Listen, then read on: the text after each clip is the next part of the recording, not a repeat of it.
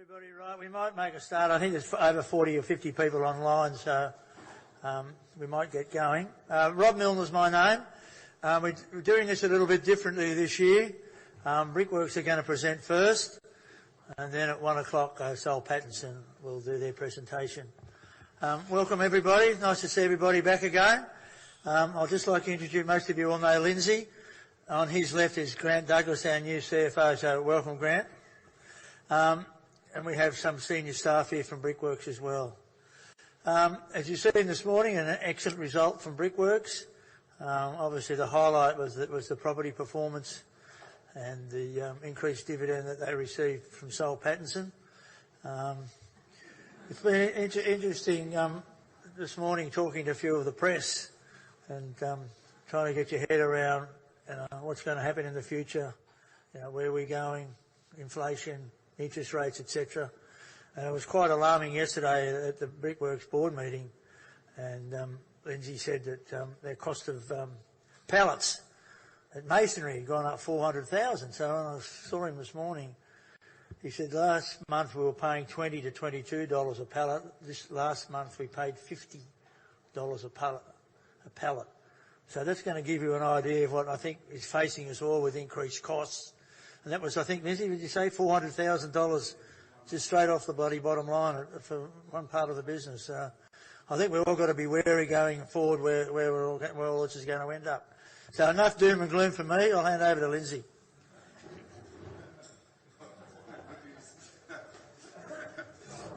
Good afternoon, everybody. Great to see you all. It's great to have a lot of people in the room today, as well as those people that are online, and we look forward to next year having everybody here in the room. So that's what I'll go through here, give a bit of an overview, the divisional reviews. Grant will handle the financials, and then we'll talk outlook, and then we'll go to questions. So I never thought in 1999 when I took over this job that I'd get the opportunity to stand up here and tell the analysts and investment community that we just did more than $1 billion in sales. But I'd never ever thought that would also be saying that we did over $1 billion in EBITDA. So, unbelievable result that came together this year, and I thank all the people for all the effort, because it wasn't exactly all straightforward. There was a few little problems along the way, but I won't dwell on those. So we're just looking at the main things there. That the underlying profit was a record at just shy of $750 million, up 59% on last year. All four divisions improved their results, which was a really incredible effort, and we achieved a number of very strategic objectives during the period of time. Property, once again, was an incredible standout, and I think this just shows that we've been in the right sector as far as industrial property, particularly under the current environment of the last few years. We launched the Brickworks Manufacturing Trust with 15 of our properties. We delivered strong growth in North America after struggling under all the difficulties of the last few years, and we've got a significant scale over there now, where, believe it or not, actually dollars turnover, we're equal second biggest brickmaker now in the US. And we also were able to, because of the increased asset base and the income that came from the manufacturing trust, we were able to reduce our gearing to just 15%. So I think we're in a very strong position, no matter what is thrown at us over the next year or two. So just go through those main numbers. $1 billion, that's getting used to that from the past. $1.093 billion in income, $1.058 billion in EBITDA, $746 million in underlying profit, $854 million in statutory profit. Underlying earnings of $4.92 a share, and the final dividend was up 3% to 41 cents, bringing the total dividend to the year to 63 cents. Looking at that dividend, we're starting to, I think, build up a pretty impressive track record there. It is some 46 years where it has either increased, been steady, but never gone backwards in 46 years. And there are very few companies that are able to claim that. And it's a compound increase of over 20 years of 7.1%. So very proud of that, and I'm confident at this point that going forward we're going to be able to continue that strategy as we have in the past. Looking at the growth of Brickworks over a period of time, 12% compound over 54 years. And the reason we say 54 years, it was the 1968 that the relationship with Washington H. L. Patterson was set up. So it's an excellent result. So $1,000 invested then would be $566,000 today. Just looking at our asset backing, and we don't seem to get enough credit for this, our share of the Soul's investment is $2.4 billion.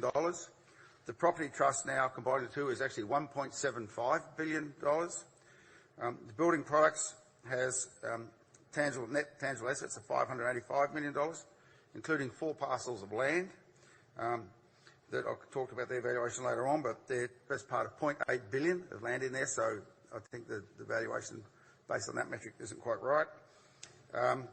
So that gives us a total of over $5 billion, less our debt, $33 a share.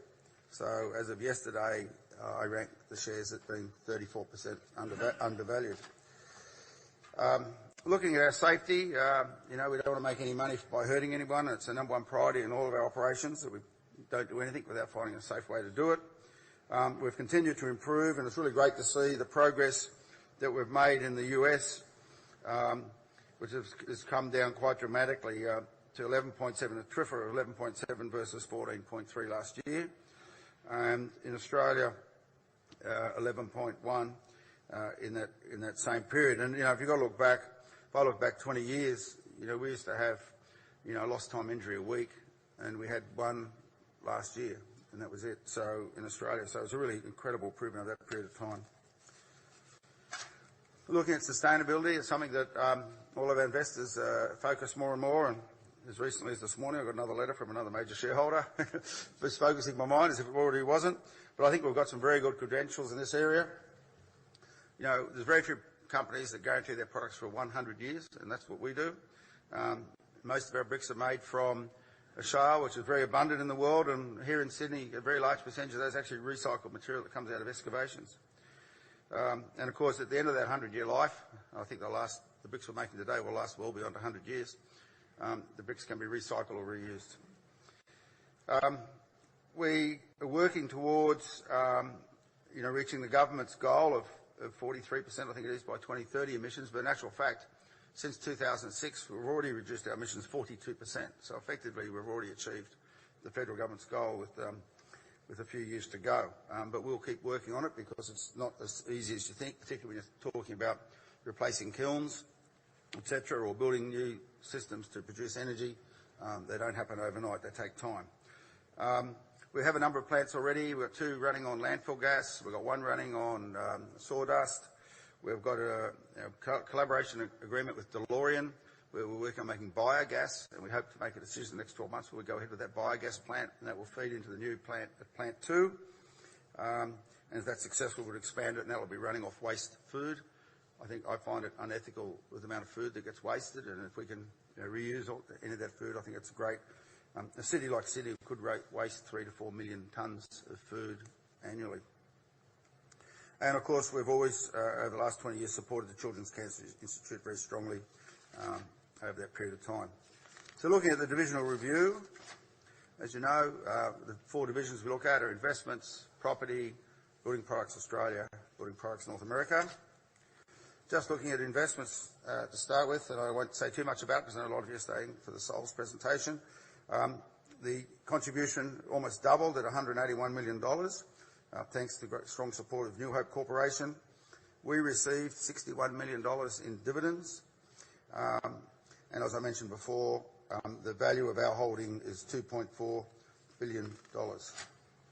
I won't go over that. I'm sure the title will talk about that later, but a very impressive result. 12.2% over 20 years, but even more over the 40-year, the longer term. I won't go into too much of this.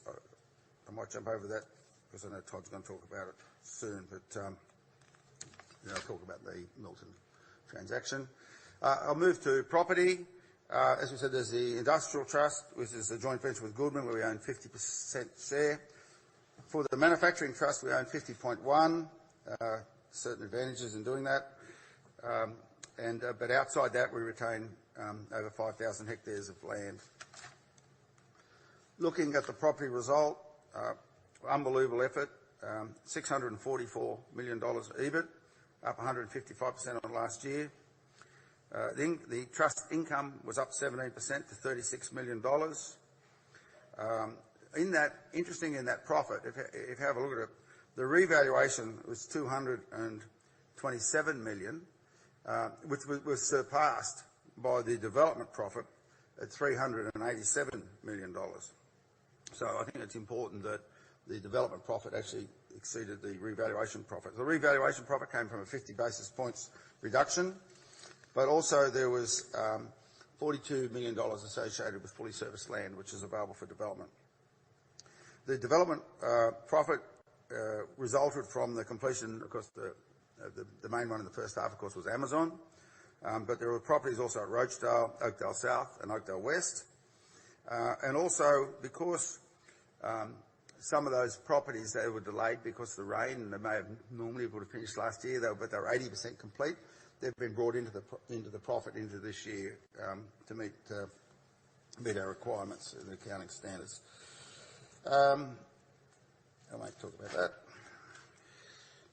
Just looking at the trust, the total trust now has assets over $3.3 billion, and if you can see that line there on the right, if you add the industrial trust on top of that, you get to that $1.75 billion. But it took us, it's amazing with these things, it took us, a dozen years to get to $900 million, and we almost doubled it the following year, so incredible.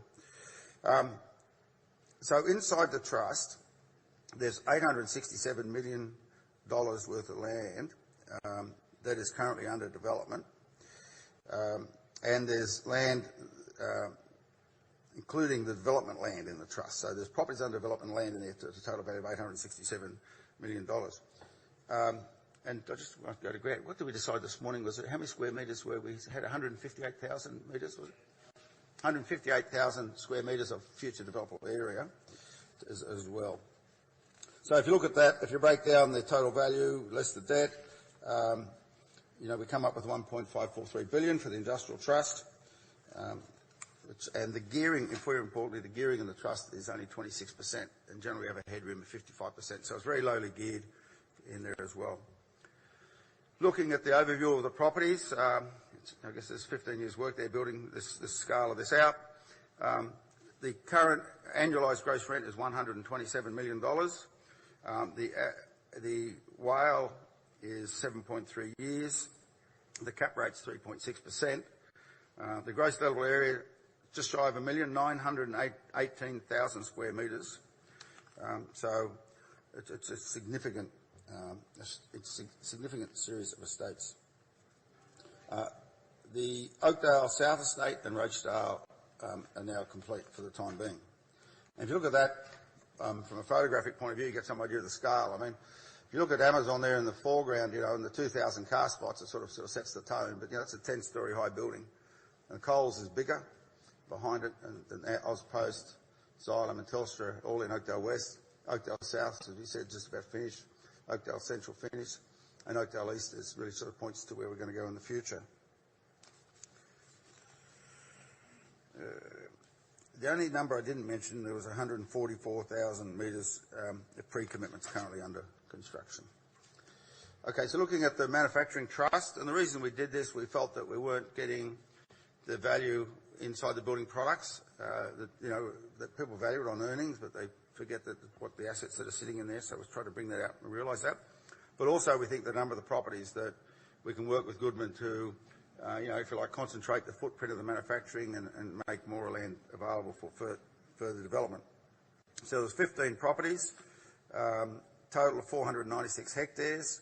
The value is $416 million, 50.1% interest, as I mentioned. So there's no debt in there, no debt, and so our value is $211 million after stamp duty. I didn't mention that. And the leases, we sort of set the leases depending on what we thought the lifetime of the facility was, and so they range between 5 and 20 years and number them with multiple options. Looking at future properties that we have coming through, there's 4 main parcels of land I wish to bring to your attention. When I say we have 5,300 hectares of available land, I mean a lot of that is maybe in regional areas or quarries that would never go into it, but these 4 parcels we've identified as having a potential. And we've valued them as is, where is at 0.8 billion. When they're rezoned, they'll be worth somewhat more than that. So on the top left, Oakdale East, which is, you've got a little blue corner there, which is the first stage of Oakdale East we did. There is 75 hectares there. Plant 3 sits on that parcel, and there's a quarry behind it. We're obviously building Plant 2 to replace this plant. When that happens, it's been delayed, of course, with the delay of Plant 2. We'll be looking at turning Plant 3 off, demolishing it, rehabilitating and putting it in, and therefore at that point the raw land will be worth about $300 million, and fully develop that site, the rest of that site will be worth $1 billion. On the right-hand side, we have Craigieburn. We've been talking about Craigieburn a long time. One year we'll get there. 332 hectares, so that's a massive parcel of land. I think there's about 180 hectares net developable in there. Looking at the Horsley Park site, where we have Plant 1 and 2, there is surplus land there as well that could possibly be developed. There's a few planning issues we're working on that one, but that's another potential site. That's 83 hectares. And then in North America, initially I know I said to a lot of you that we didn't think that there was much potential with the value of land. Unfortunately, or fortunately, we were wrong. 600 acres at Mid-Atlantic. Most of it is already zoned industrial. We have our Mid-Atlantic plant, which is the closest Brickworks to New York. It makes about 100 million bricks and is running at full capacity. But there's parcels of that. There's a first stage we're looking at developing, and we've signed a heads of agreement with Goodman to investigate that going forward. Okay, so now turning to building products. Market activity in Australia. Well, it's been interesting, you know, the home builder incentive that the government put out there during the middle of COVID was far more successful than they thought it would be. And at the same time, we got hit with lots of supply bottlenecks, and it's been quite a difficult period, I'd say, for a number of builders. And there'd be many builders out there that'd be building homes today relating to that program, which they'd be building them at a loss. But anyhow, I won't go in all the ins and outs of all the difficulties. I think you've seen enough of that in the press. But our feeling is that we've come back down now to pre-COVID levels. Normally you'd expect it would stabilise there, but it really depends on how aggressively and how much further the government lifts its interest rates. Okay, looking at the actual earnings there, sales were up 7% to $694 million. The headline earnings include $89 million coming from the sale of the manufacturing trust. Without that, the EBIT was up 34% at $64 million, and the EBITDA was $116 million, up 19%. As I mentioned, it was a bit frustrating. I thought we could have done more, but you know, how much more, who knows? It was what it was. Looking at the various business performance, Austral Bricks was a standout business, particularly on the East Coast. We saw the cost increases coming about 18 months ago.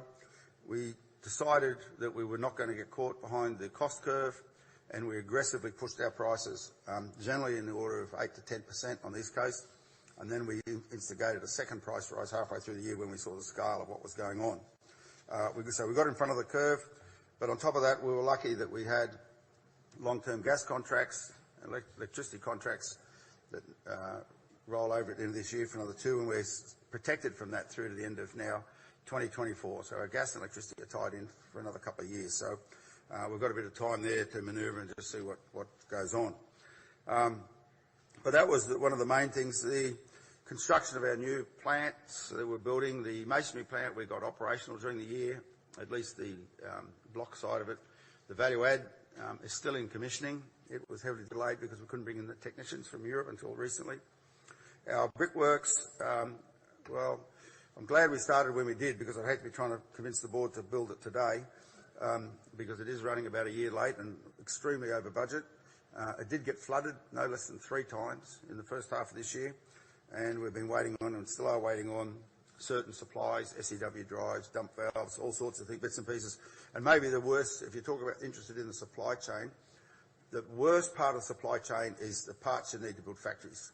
That's the worst part of it, because if you've got an existing factory that makes cars or makes bricks or whatever, they're up and running and they're all complete. But where you need the parts to build a factory, that's the bit that's really is of concern. Looking at the American operation, it was great to be able to deliver some earnings for once. But looking at the overall market was up 10%. Housing starts actually peaked at 1.7 million units, which was the highest since the GFC. It was a phenomenal number. I think, you know, and I've been asked many times what the split of our business is, and you see it there. I think where people get that a little bit wrong, they look at detached housing and multi-res as the same, and they're not. They're really quite different markets. So we tend to look at it as detached housing. We're at about 45%, and it's up from where it was. Whereas we look at non-res and multi-res as being the same market segment for us, and that's about 55%. So, while ever, you know, detached housing and tract housing, particularly in Texas, increased strongly, and we got a lot of that business during the year. What we have started to see is our traditional business, our main business, the non-res market come back, and that was really knocked around during COVID. We lost that, and that's what, you know, kept the lid on our prices, but we're now seeing that come back. And also during this period, we bought IBC 1st of August last year, and they were very strong in the Midwest, Indiana, Illinois, Iowa, Ohio, Minnesota, and Michigan. That area now accounts for 60% of our business, and our largest business is, of course, New York, where we've got close to 60% market share. And the business we do in New York, when I talk multi-res, I'm talking about 50-storey or 70-storey residential towers, you know, along with universities and schools and hospitals and police stations, etc., fast food chains. So looking at the results, revenue almost doubled. I don't know why we didn't get the extra $1 million and make it $400 million, but $399. I mentioned the acquisition of IBC. EBIT was $25 million. EBITDA was $48 million. We had one sale of one of our quarries from York for $13 million, or it was a couple of quarries there making up the $13 million. So it was well up on the prior year, 113%. The EBITDA was up to 35 million, and EBIT increased to 12 million without the land sales. So it was a good performance, and that was really all done in the second half. If you remember back to the first half, we were really at break even. And I think what you're going to see also coming forward is generally there'll be some land sales and things, because there's lots of parts. As we've consolidated, we've released a lot of land. Right. I think I'd say there, many of the sort of situations you're seeing in Australia as far as supply chain is the same over there. You know, you can't get trucks, you can't get rail cars, you can't get people. You know, those sorts of things have been very difficult. But we did achieve a lot over there during the year. We've expanded our distribution network dramatically with the acquisition of IBC. We rationalised our plants from 16 to 9. So the 7 plants we took off, most of them should have been closed maybe 20 years ago. To the plants, the fleet of plants we've got running now are all generally post-2000 construction. We did get a long way behind in our engineering objectives because of the pandemic, and our engineering team couldn't travel, and we're now focused on that, on getting these plants to the efficiency and the performance that we want, now that we're able to sort of run most of them all year, most of them at full speed. The board's approved the recommissioning of the second kiln at Adel, and we're investigating recommissioning of 2 other plants that we have in the fleet, modern plants that are currently offline, and bring them online. And we think there's very good potential to take their output. We launched a lot of products. We completed some capital works at Hanley's, completed, and at Lawrenceville. We opened which is shown there in the slide, our new design studio at 5th Avenue, York, which has really set the stage, set the standard for us in the United States. So I'll now hand over to Grant, who will do the financials.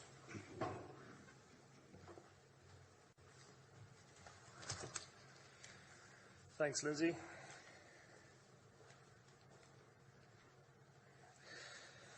As Lindsay mentioned, total underlying group EBITDA for the year was 1.058 billion, up 133%. After depreciation and amortization, the underlying group EBIT was up 154% to $982 million. Total net borrowings were $20 million, and underlying tax was $216 million. This resulted in a underlying net profit after tax from continuing operations of $746 million, up 159%. Significant items increased net profit after tax by $124 million, resulting in net profit after tax from continuing operations increasing 258% to $870 million for the year. As Lindsay mentioned, Austral Precast is now classified as discontinued operation. The business contributed an after-tax loss of $15 million, made up primarily of the impairment of the non-cash impairment to the carrying value of the plant and equipment in that business. Including this loss, statutory net profit after tax was $854 million, up 257%. The table on the screen shows the significant items in more detail. Key items include a net profit of $271 million following Sol's merger with Milton, included a $452 million profit on the deemed disposal of our Sol shares, partially offset by a Brickworks share of a goodwill impairment incurred by Sol's. A $40 million post-tax gain from other Sol significant items, mainly related to the deconsolidation of New Hope Corporation. A $17 million expense in relation to the deferred taxes on the movement in our Sol's holding. A non-cash impairment in Building Products Australia. This was based on management's assessment of more conservative forecasts of building activity over the medium term in light of the increasing inflation and interest rates and pressure on global supply chains as compared against 31 July 2021.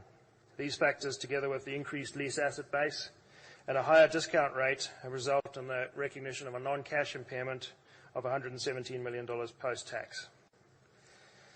A net $28 million cost is associated with the plant relocation and commissioning costs. This is primarily attributable to the non-cash impairment of buildings, plant and equipment, and clay in relation to the planned closure of Plant 3 at Horsley Park. He also incurred after-tax restructuring costs of $10 million, largely related to the planned shutdown of the Bellevue plant in Western Australia and the closure of our Caledonia plant in North America. COVID-19 related costs were incurred of $8 million, reflecting the unabsorbed fixed costs in our North American plants and incremental costs such as the construction delays on our major construction projects and the cost of our rat testing program across the operations. Turning to the cash flow, total operating cash inflow for the year was $130 million, down from the $140 million in the prior year. Cash generation was impacted by increased inventory in building products operations and higher payments, including interest payments on leases. Capital expenditure was $134 million during the year, including the purchase of 121 hectares of land at Bringelly to support our future brick-making operations. And the company is midway through a significant investment program across a range of major projects. Project spend included the new brick plant and masonry plants in Sydney that Lindsay already touched on, and extensive upgrades at our Hanley plant in Pennsylvania and our Lawrenceville plant in Virginia. We also finalised the deployment of our new ERP system in Australia. In addition, we spent $75 million on acquisitions, primarily the IBC purchase in August of 2021. Offsetting that, we had gross cash proceeds of $277 million received in July in relation to the sale of the properties into the Brickworks Manufacturing Trust. Looking at some of the key financial indicators, net tangible assets per share up 33% for the year, over the year to $18.34. Uplift is primarily driven by the increase in the industrial and manufacturing trust values.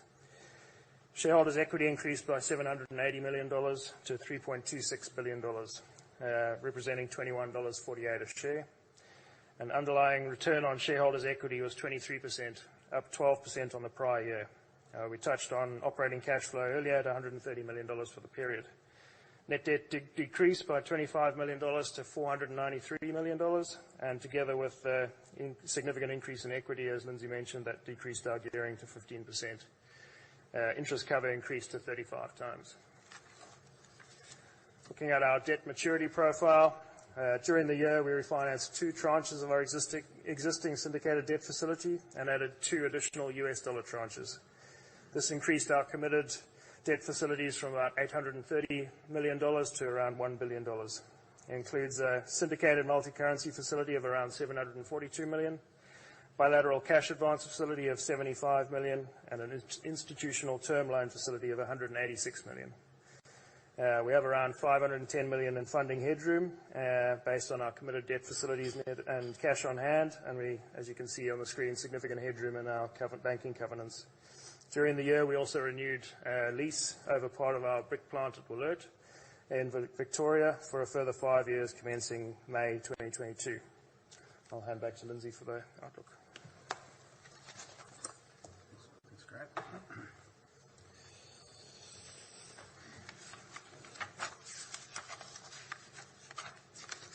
Sorry, just got to find the right page. Okay. Moving ahead to the outlook. Following the recent Soul's merger with Milton, the larger Washington H. Soul Patterson, I think, will deliver superior long-term returns, consistent dividend growth well into the future. I've discussed the strong development pipeline with the Industrial Property Trust, and particularly we're looking that Oakdale West will continue to drive this area. The Brickworks Manufacturing Trust, I think, opens the opportunity for us to do further development on those sites. And as I've mentioned, we're exploring the opportunities in North America with heads of agreement signed, non-binding heads of agreement signed with Goodman. I think in Australia, I think it's maybe one of the major concerns that people have with the future here, but there is a significant pipeline of work that I feel has got probably 9 months or 9 to 12 months to run in this first half and into the second half. They're still working off a lot of that stimulus homes that were agreed to or committed to 18 months ago, and that's just going to take time. And at the moment, there's still sorry, thanks, Mark. Still, the construction is very inefficient because it's not happening in not the normal sequence of events because of the shortage of materials and shortage of trades. And if it slows up a little bit, what I expect we'll see was a more efficient construction process, and therefore it might help things continue moving. In North America, the conditions are very much as they are in Australia. Short term, we see a strong backlog of work, and particularly in some of those areas where the new areas we're supplying, as in Texas, there's an enormous backlog of work there, and it's just going to take a while to work its way through. In terms of the impact of the Manufacturing Trust on group NPAT and cash flow, we expect there will be no significant impact because of that. Although we will be subject to further revaluation or devaluation profits in there, the same as we would be on the Industrial Trust. I guess we've all seen that the future is a bit uncertain as far as interest rates, etc. We're hoping that we're going to start seeing some of the international supply and that loosen up a little bit, but of course a lot of factory facilities have gone offline in Europe with the shortage of gas. And we're just watching that just to see how that sort of pans out, but it is a bit of a concern at the moment. And that's it. So if we've got any questions, happy to take them. Do you want to start here or do you want to start online? Or have you got some online there? Okay, we'll do the online ones first. Okay, the first question is from Eric Johnson. How would you describe the trend of current inflation pressure in your business? Accelerating, slowing, and what are the biggest drivers? Look, it varies a little bit from area to area. I mean, international shipping is a really good one to watch because it impacts so many things. We were paying about $9,000 US a day for a 25,000 tonne bulk carrier pre-COVID. That went to over $40,000 a day. It came down a bit before the Ukraine war, but went back to 40,000. But now that's dropped to about 16,000 to 18,000 a day. That seems to be coming off. So that side of it, seems to be clearing a little bit. If you've been watching the photos of the ships moored off Los Angeles, you'll see that there's none. They've all gone. So the bottlenecks are clearing. But other things are still, there's a shortage. You can't get, or you can get trucks, but they're expensive. The chairman mentioned pallets. Containers are hard to get. Rail cars are hard to get. We're not out of the woods yet. It's difficult in these areas. So I think there's some of them that'll be softening, but Other areas, I'm not quite sure where they're going to go, like things like natural gas, even though we've got a good position about it. I mean, I don't think in the broader market, unless we get some more gas fields on, this is obviously going to remain tight for some time. Okay, next question is from David Williamson. Given Sol has declared a special dividend, is it likely that Brickworks will in due course follow suit? Well, I got to be told no. Look, I think one of the things is we did do special dividends 20 years ago, and I don't think we really achieved much for our shareholders as far as our value is concerned. And so we've tried to, on the other hand, just regularly keep increasing it is our main goal, if we can achieve that, so people can rely on the dividend, because a lot of, we've got 25,000 shareholders now. A lot of those would be retirees or pensioners, and they want to see the dividend check. So, I think consistency is maybe more important than just outright scale. Next question. Lindsay, do you think the Goodman JV business could be as successful in the US? Well, we've identified one property. I think let's work our way through there. We haven't done anything with them yet, so we've obviously got to learn the ropes over there. It is slightly different. Although I must admit, we're finding that the politicians from both the House of Reps and the Senate for these various states are very, very supportive and, really go out of their way to try and help you invest in their areas. So that side of things is very positive. But a lot of our land, of course, is in rural or regional areas and doesn't have the value. But the Mid-Atlantic side is a good opportunity. Next question. Are you able to pass on inflationary costs in the building products division? And are there inflation-linked rent increases in the property trust? The answer to the first one is yes, and I think I covered that. The second one, the leases are either inflation-based or they're fixed term, but there's only a couple of them leases that are very long-term. Most of them sort of roll over in a certain period of time, and obviously when they roll over, they'll go to inflation-based lease. But the other thing that will happen when they roll over is, of course, we're getting much higher rental rates. To give you some idea, some of the properties, the smaller properties, we might have been doing at $120, $130. We're now seeing sort of $170 to $180 a square metre for rents. So there's been good uplift in the rental rates. There is no vacancy, so I think we're able to recover those increases and able to get leases under those arrangements because of the tight market. Question from Robert Rex. Why was the dividend increase so small in relation to profit increases? Well, I think the main thing is we've just got to keep an eye on what's going to happen next year. I mean, there's a lot of things out, a lot of moving parts that nobody knows the answer to, and we've just got to be conservative until we find out, how this year pans out. Well, that's it for online. Thanks, Lindsay. Okay, all right. Questions from the floor? Raju. Welcome, Raju. It's great to see you. Thanks, Lindsay. Raju Ahmed from CCZ. Couple of questions. Going back to the property business, just focusing on two things. You've changed your development profit accounting from 100% to 80% completion. Does that impact FY23 development profit? Well, a lot of that was brought forward. So generally, rough rule, don't hold me to this, rough rule, 80% of the profit was brought back into last year. There would have been in this year. But there would have been in last year if they weren't delayed. So, I mean, it depends how you look at it. If we hadn't have had all that bad weather, most of those properties would have mostly PC'd at the end of last financial year. Because of the delay, they pushed over into the next year. So, yeah. So do you expect the profit levels to be as chunky as it was this year? Well, just as that was a very good year. I can't forecast what's going to happen next year. Okay. All right. And looking at your Mid-Atlantic site, can you give us some colour on what dimensions, what's the size of that place? What are you thinking? 600 acres. I think the first area we look at, what's 180 acres, that first stage we're looking at? 180 acres. Might have a market value over $100 million US. Okay. All right. Very well. Coming into Building Products Australia, okay, I understand volumes might ease up from the second half of FY23 financial year. I am aware that you've got a wholesale supply agreement with Santos for natural gas. If the volumes were to ease, do you think on-selling that gas into the retail market could actually buffer the EBIT decline?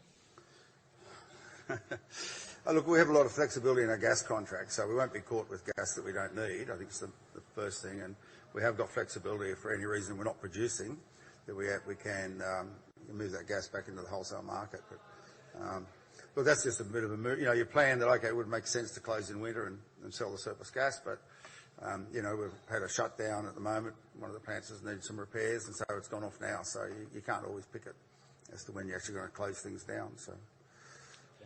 And just staying on in Building Products Australia, I think you mentioned through your presentation that all else being equal, you expect volumes to ease towards the pre-pandemic levels. Now, if my memory serves me right, pre-pandemic was you just came out of the impact of the Banking Royal Commission, which had a downward impact on housing starts for a period of time. If you've got multiple waves of hit, like the pull forward of demand because of the home stimulus in the pandemic, and then now you've got rising interest rates. Yeah, I think the counter that, though, Raju, is the fact that you've got, you know, rental vacancy rates is non-existent. There's no, you know, and believe it or not, obviously more people have come into the country this year. You know, the students have come back, the people on short-term visas have come back. The government's talking almost 200,000 immigrants a year, and we're already full. So on one side you've got interest rates trying to slow things up, but on the other side you've got demand. So, you know, it's just going to be interesting to see how they pan out. So at this point, your expectation, it's more of a shallow dip for a period of time rather than a structural decline? I don't know how to answer the question. I mean, you know, interest rates, you know, what's the US Federal Reserve going to do later today? I mean, you know, it's nobody knows at this point in time how high interest rates are going to go, but I assume they're going to keep increasing interest rates so they get rid of inflation. Okay. And the very last one, Building Products North America. I think originally when you sort of synthesized the strategy, it was about the strength of the commercial opportunity. Are you seeing telltale signs of that opportunity now emerging? Well, yes. I think those larger jobs really got knocked around with COVID more than anywhere else. And that Architectural Billing Index is a very good indicator of how busy all the architects are, and they're all absolutely flat out. So there's a lot of work coming through, and I'm hoping that a lot of that work is going to be less interest rate sensitive than the housing work. But definitely from a point of view as for the selling prices we achieve, they're more than double what you get from housing. So it's a much more profitable business. And that's why you look at, when I said before that our, you know, in sales dollars, you know, we're the equal second biggest brick maker in the US. Now, the other one makes most probably 2 or 3 times our volume, but they sell their bricks for so little they don't actually generate much income. You understand what I'm saying? So. Okay, thank you very much. Thanks, Roger.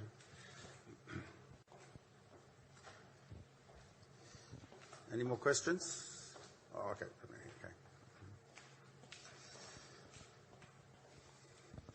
Hi, James Arsitis from Jarden. Just wanted to kick off on the Aussie business in light of the impairment that was put through.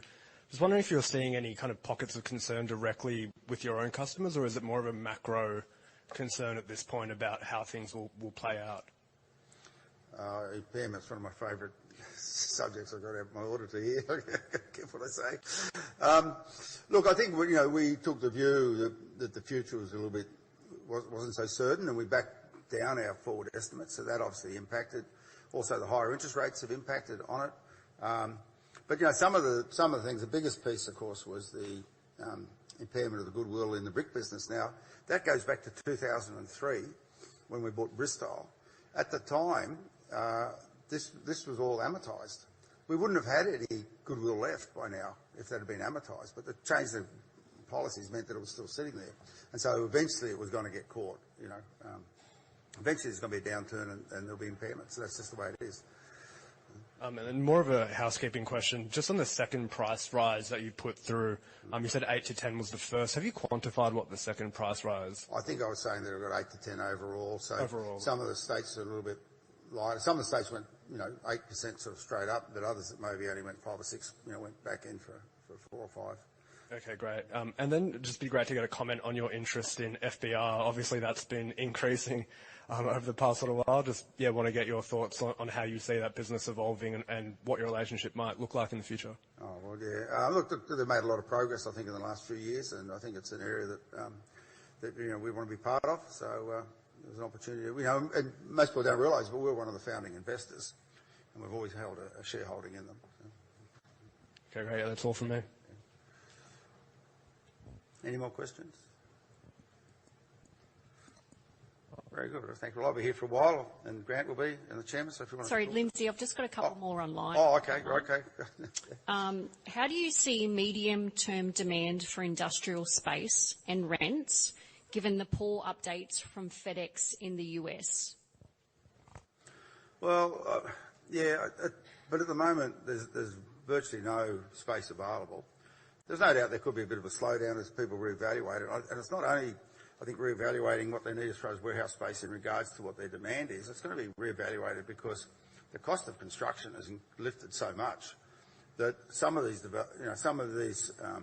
amount of rent they've got to pay to get that, people might find that stretches their operating model a little bit. So I wouldn't be surprised if there's a bit of a slowdown for that reason. Or the other issue we're seeing, I think, is going to emerge is that and I said the real pinch point is in building factories. Well, if you're distributing food and you've got to put an automated warehouse in, you've got to go get that automation for the warehouse. You might not be able to get it. And that, I think, is going to put a bit of a dampener on it. But at this point in time, we're 100% leased. We've got lots of demand, particularly in some of the small parcels. We're seeing good rent increases. So at the moment, it's not eventuating. Right, a question from Daniel Kang from CLSA. Firstly, can you quantify the profit impact of disruptions during FY22? Could we see a profit benefit from the likely non-repeat of these disruptions? And secondly, can you quantify the benefit of plant closures in North America? Any likely further closures? I'll handle them in reverse. No further closures. The benefit takes about 1 to 2 years to come through because you've got to run off the stock and get rid of the sites and move the products across and get the market used to it. So that takes time. And then you've got to get the opportunity and fix the factory up so you can run it all year and run it at full speed. So that takes time. That's started to come through and will continue to come through over the next 12 or 18 months. The value of... we didn't value the cost of the disturbances. Some of them, which we could, went to the non-regular significant items. I always thought that's a little bit like the dog got my homework because, we might have a wet month this month, but then we catch it up next month and it just moves it around. So I just don't think that was that significant. But we did in the early part of last year have shutdowns in our 2 major markets, and that did knock us around in August and September last year. And we're seeing, we were seeing better performance this year, but then we've had a couple of problems with plants. So if it's not something, it's not one thing, it's something else. And so it's not something I put a lot of credence on. Another question. Have management considered a possible change in structure of Brickworks in the future, such as a demerger between the property trust and building products business, with a view to the value of these assets being better reflected in the share price? Yes.